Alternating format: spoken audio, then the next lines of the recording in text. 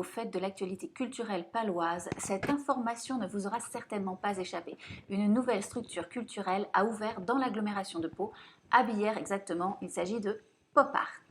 Pop Art, c'est tout un programme, mais c'est d'abord un concept qui a fait d'un hangar désaffecté son écrin.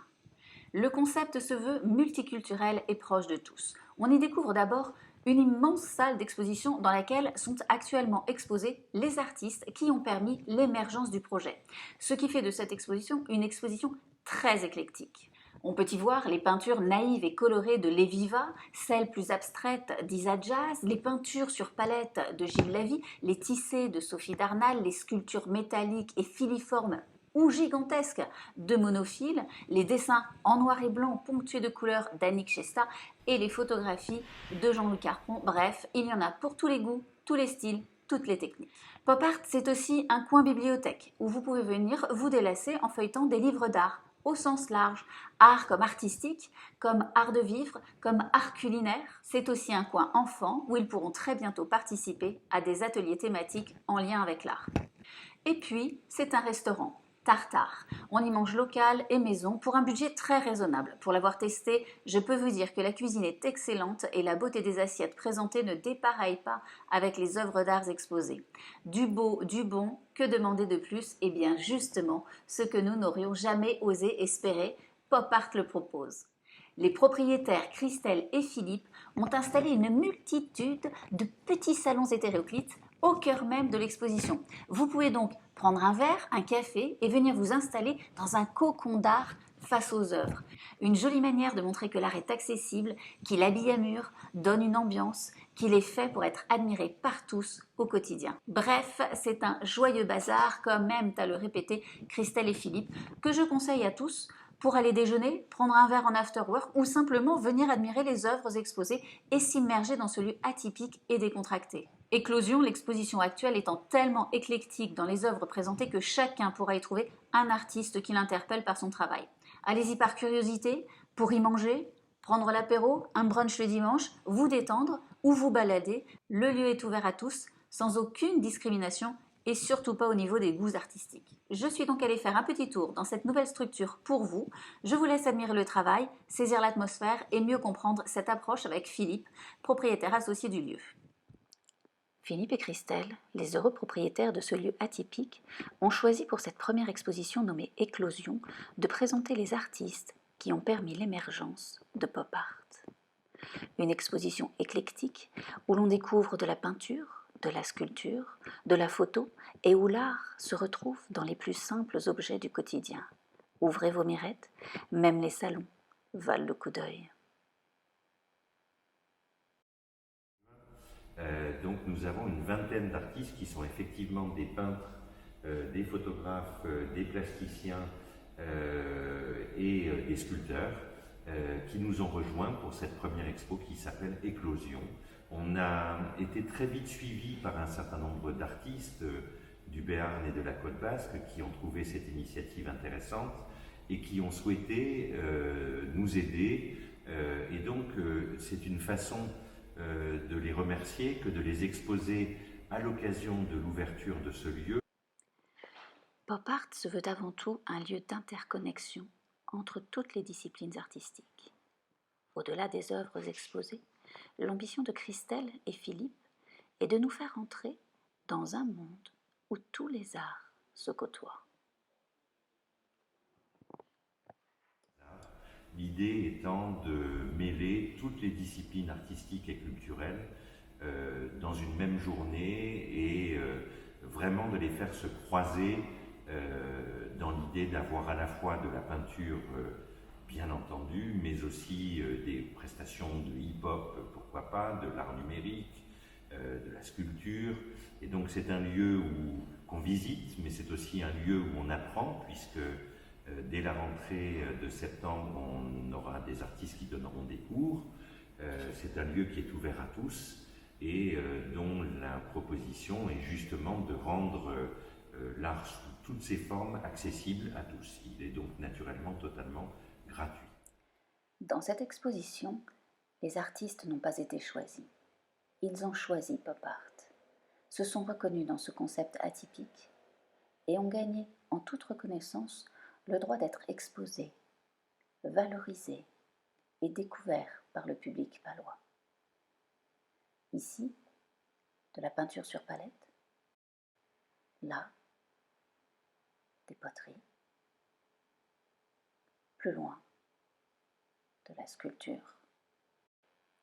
Mais qui sont ces artistes exactement? Philippe nous en parle brièvement. Ce sont des artistes qui sont très différents les uns des autres, et c'est ce à quoi on tient aussi, qui se retrouvent aujourd'hui dans cet espace pour promouvoir leur travail. Derrière moi, vous avez une artiste qui s'appelle Léviva. Alors, il y a des artistes reconnus et puis il y a des autodidactes. Lorsque vous êtes arrivé près du hangar, vous avez vu des sculptures d'abord de Monophile, qui est un artiste entre guillemets mécanicien. Donc c'est quelqu'un qui soude des pièces de maçon pour tenir les murs, et il en fait des choses absolument géniales, et il a surtout un grand bonhomme qui est fait avec des tubes industriels. Alors, évidemment c'est un lieu industriel, donc c'est quelque chose qui nous plaît beaucoup. Donc là par exemple il y a un sculpteur totalement atypique puisqu'il se revendique mécanicien et qu'il l'est de métier, mais qui transforme des œuvres. Vous avez ensuite, donc, j'évoquais Léviva, qui est dans un style un peu d'art brut à la Basquiat, qu'on aime beaucoup, mais vous avez d'autres artistes comme Dominique Laït qui font des choses sur papier extrêmement raffinées, et on est loin de l'art brut, là, ce sont des compositions extrêmement raffinées. Vous avez Elisa Jazz, qui fait de la peinture contemporaine tout à fait singulière.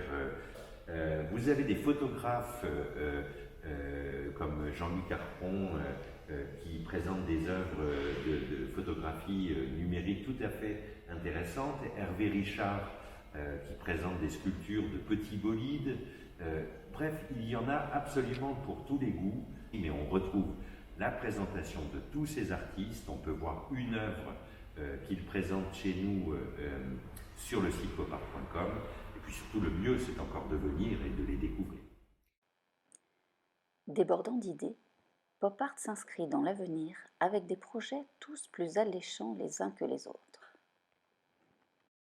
Et l'idée est véritablement de constituer une communauté pour que ces artistes puissent proposer, pour ceux qui le souhaitent, des cours, apprendre à sculpter comme Giacometti, dessiner comme Basquiat, c'est un peu l'esprit.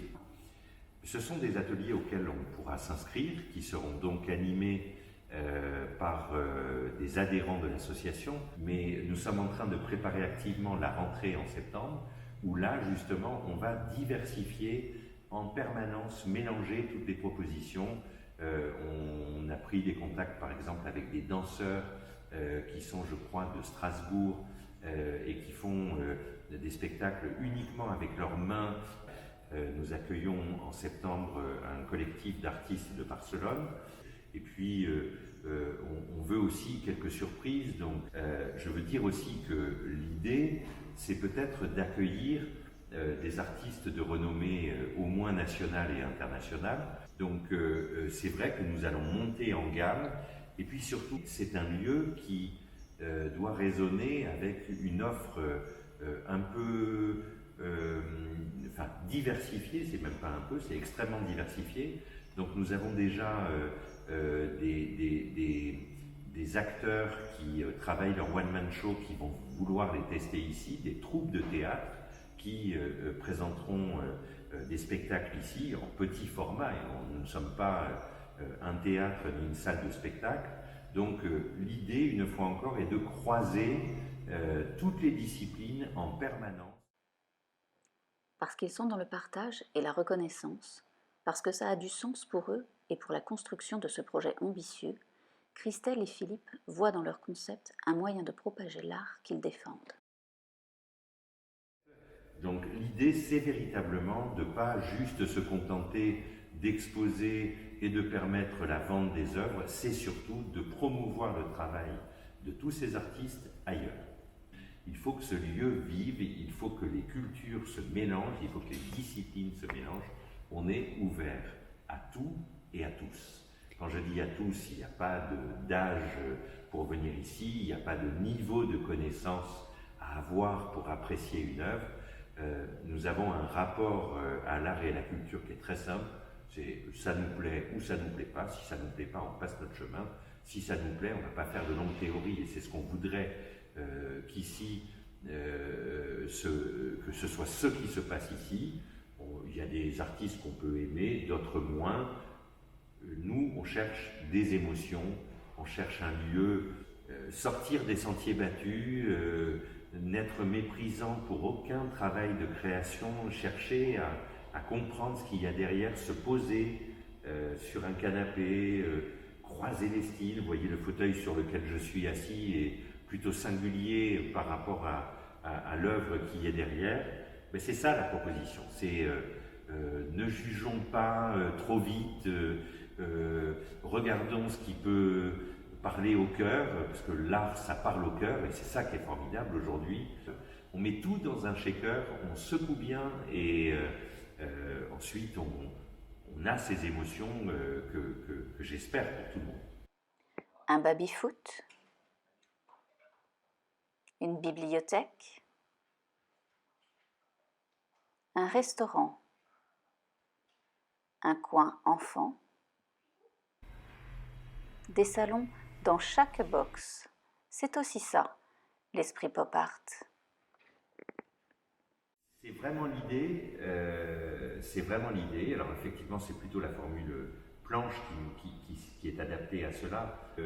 Manger une entrecôte chez Tartare, c'est une entrecôte qui vient du Haut-Béarn et c'est avec une sauce au piment béarnais. Et c'est des frites Agatha produites ici et fraîches du jour, jamais congelées. Donc j'ai fait une digression sur la cuisine, pardon, mais oui, l'idée effectivement de prendre une planche, d'aller s'asseoir entre amis, sachant que les espaces que vous voyez sont modulaires. Donc aujourd'hui, ils sont présentés comme cela. Dans 15 jours, ce sera peut-être une disposition totalement différente. Mais aujourd'hui, dans la présentation que vous en avez, c'est un endroit où on peut soit s'installer à table du côté restauration, soit venir. En général, d'ailleurs, il se produit les deux. On a ouvert très récemment, mais sur les premières journées, ce qu'on a vu, ce sont des personnes qui mangent à table et qui ensuite passent côté, entre guillemets, salon. Certains vont faire une petite partie de billard français, d'autres une partie de baby-foot, et les troisièmes prennent un bouquin de notre bibliothèque, vont s'installer un peu plus loin. Là encore une fois, liberté totale, lieu totalement ouvert. C'est l'esprit du joyeux bazar. Merci beaucoup Philippe. Avec plaisir. Voilà, l'exposition se tient jusqu'au 15 juillet, elle est gratuite et accessible le mardi et mercredi de midi à 20h, du jeudi au samedi de midi à 23h et le dimanche de 10h à 15h. À bientôt!